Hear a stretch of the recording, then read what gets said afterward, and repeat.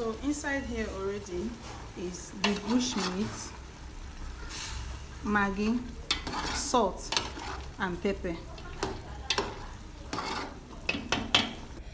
So I'm just going to go ahead and add my crayfish. One of the secrets for making vegetable soup is adding enough crayfish, so add as many as possible. And I'm going to go ahead and stir it. I forgot to mention earlier that red oil was one of the first things I added. Then this is a leaf called okazi leaf. It is not a must to be in the soup, but it is also a necessity. It has a unique taste to vegetable soups. Then afterwards, I'm going to go ahead and add my ugu, which is the pumpkin leaves. Then I'm going to give it a good stir as well. Stir as much as possible. You are not scared of anything breaking down in the soup. Stir as much as possible, because vegetable soup is not supposed to look, the vegetables are not supposed to look so much alive.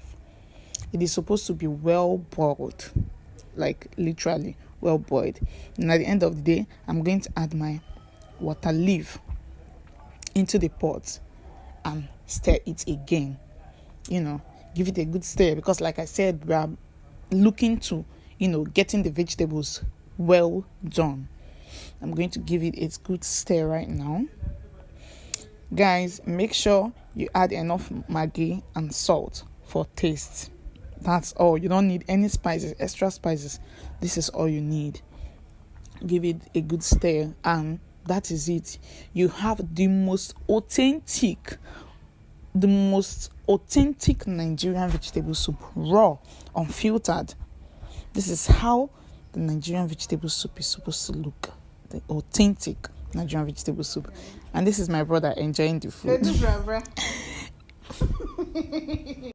On to the next is another different way to make Nigerian vegetable soup. This one is more local. This is a more local recipe than the other one. So right inside this water is stockfish and water boiling at the boiling point.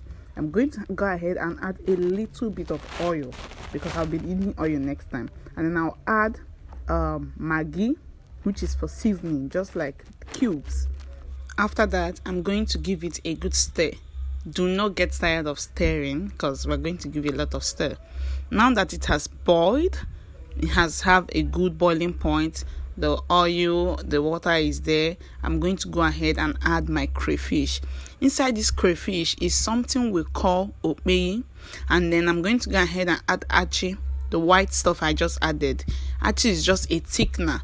So if you're outside of Nigeria and you can't reach achi, you can also use flour to make it little, very little. You don't need the soup to be too thick. Now that I've added the thickener, I'm going to go ahead and cover it to boil. After it is done boiling, I'm going to take out the meat and the water and put the empty pot back. Add my red oil and let it cook. Now that it's done cooking, I'm going to add the first thing, which is okazi leaf.